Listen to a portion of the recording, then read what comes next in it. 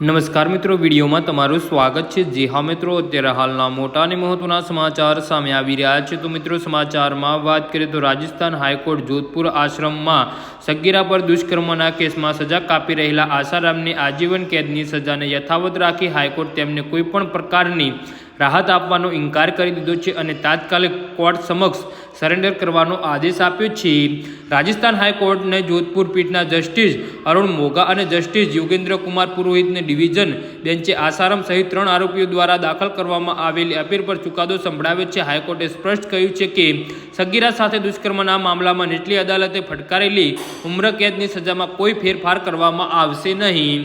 Court સુનાવણી દરમિયાન જણાવવામાં આવ્યું છે કે ઉપલબ્ધ પુરાવાના આધારે ગેંગરેપ સામૂહિક દુષ્કર્મની કલમ હેઠળ ગુનો સાબિત થતો નથી, તેથી આસારામને તે ચોક્કસ આક્ષેપોમાંથી મુક્ત કરવામાં આવ્યા છે। જો કે અન્ય ગંભીર કલમો હેઠળ ગુનાઓ પૂરતા પ્રમાણ સાબિત થતા હોવાથી તેમને મુખ્ય સજા અકબંધ રાખવામાં આવી છે।